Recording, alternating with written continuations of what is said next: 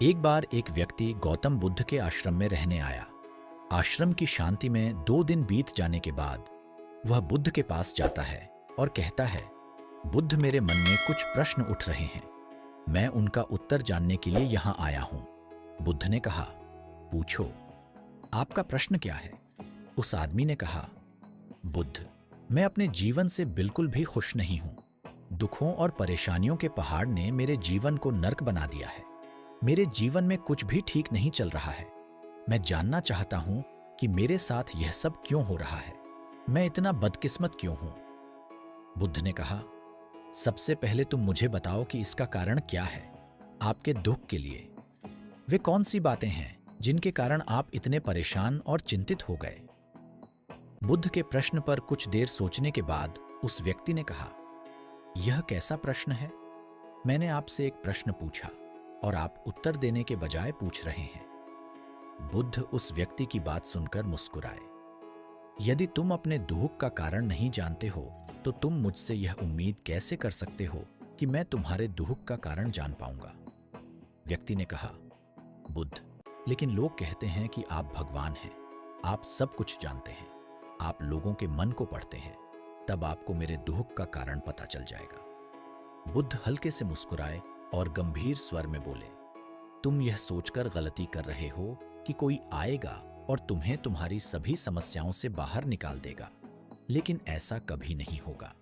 केवल तुम ही हो जो तुम्हें तुम्हारी परेशानियों से बचा सकते हो। महसूस करें कि आपने आत्मज्ञान प्राप्त कर लिया है तो आप अपनी समस्या का समाधान कर सकते हैं।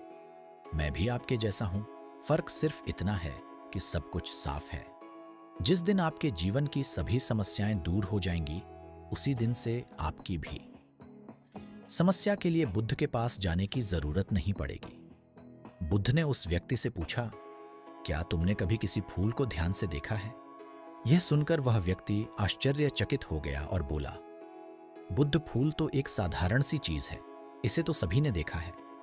बुद्ध ने कहा, फूल एक कली है। सुबह अंधेरा होता है, दिन के उजाले में फूल बन जाता है, शाम को मुरझा जाता है। यदि फूल केवल इसी बात की चिंता करता है तो शाम तक उसे मुरझाकर गिरना ही पड़ता है, वह कभी खिल नहीं पाएगा। इस तरह अगर आप केवल अपने दुखों के बारे में ही सोचेंगे तो आप कभी खुश नहीं रह पाएंगे। इसलिए मैं आपको बताना चाहता हूं कि आपके जीवन में अभी भी बहुत सी चीजें हैं जिनके बारे में अगर आप बारीकी से देखें तो आप अभी भी खुश हो सकते हैं। आप उनके बारे में सोचकर मुस्कुरा सकते हैं, आप अंदर से खुश हो सकते हैं। आप अपने जीवन की कमजोरी के बजाय अपने जीवन के सर्वश्रेष्ठ पर ध्यान केंद्रित करें। यदि आप अपने जीवन में खुशी चाहते हैं तो आपको इस शाश्वत नियम का पालन करना होगा, अच्छे पर ध्यान देना होगा और जीवन में सकारात्मक चीजें।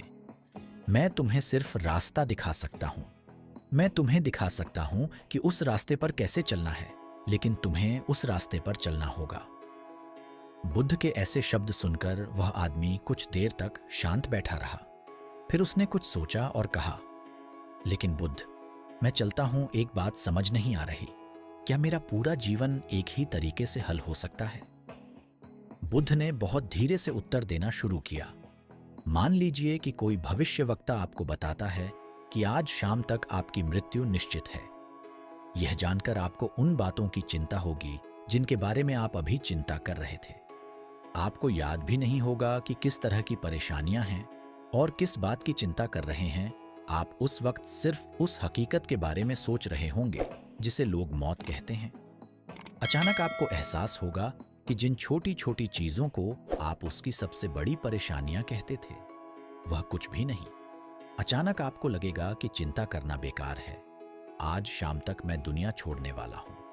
और आप पाएंगे कि आपके पूरे जीवन के वे क्षण व्यर्थ हो गए जो आपने चिंता, ईर्ष्या और व्यर्थ कष्ट में बिताए होंगे। लोग बोलते तो हैं, लेकिन अंदर से कभी स्वीकार नहीं करते कि एक दिन उन्हें भी इस दुनिया से जाना है। उनकी इच्छाएं इतनी प्रबल होती हैं कि वे खुद को अमर मानते हैं।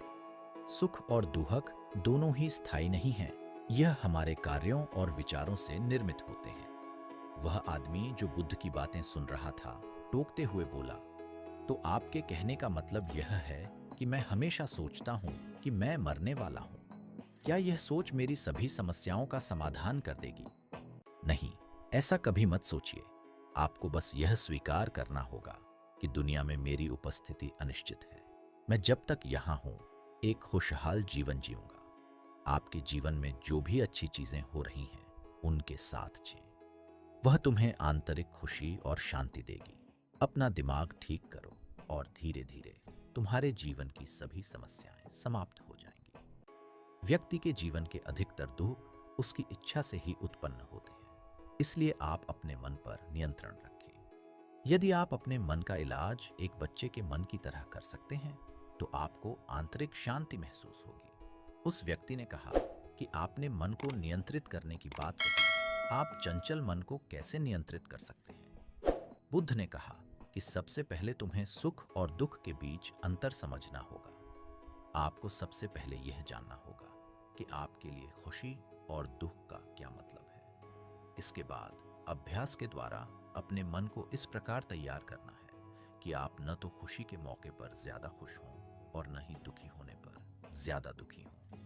आपको खुद को पूरी तरह से मध्य में रखने का प्रयास करना होगा, जिसे मैं मध्यम मार्ग कहता हूँ। यदि आप अपने जीवन में गहराई से उतरेंगे और यह पता लगाने का प्रयास करेंगे कि क्या चीज़ आपको खुश करती है और क्यों, तो अंत में आपको केवल एक ही उत्तर मिलेगा कि आप आपके सभी दुखों का कारण हैं। आपकी इच्छा, आसक्ति, इच्छा, ये सब आपके मन द्वारा निर्मित है। इसलिए यदि आप अपने मन पर नियंत्रण कर लेंगे तो आपके सभी दुख समाप्त हो जाएंगे। गौतम बुद्ध ने उस व्यक्ति से कहा कि यदि आप एक और छोटा सा काम करेंगे तो आप देखेंगे कि आपके जीवन के सभी दुख हमेशा के लिए समाप्त हो जाएंगे।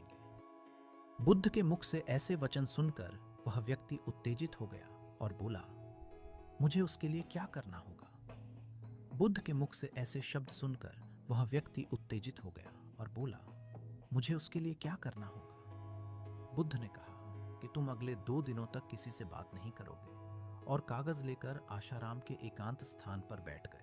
आपको वहां बैठकर उन दुखों के बारे में सोचना और लिखना है जो आपकी परीक्षा ले रहे हैं, और उनका कारण भी लिखना है। और दूसरे पेज पर आपको थोड़ी सी खुशी लिखनी है और यह भी लिखना है कि आपको यह खुशी क्यों है। जल्दबाजी करने की कोई जरूरत नहीं है। आपके पास बहुत समय है। आप आराम से सोच सकते हैं। जाओ और सोचो और आराम से लिखो। उस आदमी ने बुद्ध को प्रणाम किया और आश्रम के कोने में बैठ गया। 2 दिन बाद वह कुछ लेकर बुद्ध के पास वापस आया। उसके हाथ में कागजात। उसे देखकर बुद्ध ने कहा, सबसे पहले तुम कागज से अपना दुख पढ़कर सुनाओ। व्यक्ति ने सबसे पहले अखबार पढ़ना शुरू किया। मेरे परिवार के सदस्य अमीर हैं, लेकिन मैं गरीब हूं और काम करता हूं। मैं अपने काम में अमीर नहीं हूं और मैं अपने काम में सहज हूं और मेरी तुलना दूसरों से की जाती है। व्यक्ति ने आगे पढ़ना शुरू किया। दूसरा, मेरे पड़ोस में बहुत से लोगों ने बचत की है, लेकिन मेरे पास बचत के नाम पर कुछ भी नहीं है। इसका पहला कारण यह है कि मैं काम कम जानता हूं, लेकिन खर्च बहुत करता हूं। आज मेरे पास बचत के नाम पर कुछ भी नहीं है। मेरी पत्नी काफी समय से बीमार है और उसकी बीमारी का कारण मैं हूं। मेरी लापरवाही के कारण मैं उसे कभी किसी डॉक्टर के पास नहीं ले गया। मैंने इसे भाग्य पर छोड़ दिया। शायद यह मेरी अपमानजनक इच्छा थी कि अगर मैं बीमारी से मर जाऊं तो मैं एक खूबसूरत महिला से शादी करूंगा। चौथा, मैं मन में फ्री पैसे पाने के बारे में सोचता रहता हूं, परंतु योजना पूरी नहीं होती। मैं दुख के सागर में डूब जाता हूं। फिर यह दुख मुझसे सहन नहीं होता और इसका कारण मैं ही हूं। मुझे पता है कि मेरे पास अल्कोहल पीने के लिए पैसे नहीं हैं, फिर भी मैं इसे पीता हूं। मैं अपना दिन खुशी से जीता हूं, लेकिन ऐसा करने में सक्षम नहीं होने पर देखता रहता हूं। बुद्ध, ये मेरे जीवन के सबसे बड़े दुख हैं। और गहराई से सोचने के बाद मैंने पाया कि कई उनमें से मेरे कार्यों और मेरे विचारों के कारण हुआ। ये सुनने के बाद आपने मुझे खुशी का पेपर पढ़कर सुनाया। पिछले 2 दिनों में मैंने जो कुछ भी महसूस किया, वैसा मैंने अपने जीवन में कहीं भी अनुभव नहीं किया। पिछले 2 दिनों में मुझे एहसास हुआ कि वास्तविक शांति और आनंद कितना महान है, और मैं इसका अनुभव करके बहुत खुश हूं। मेरी खुशी के कारणों की सूची बहुत लंबी है। इसे पढ़ने और समझने में बहुत समय लगेगा।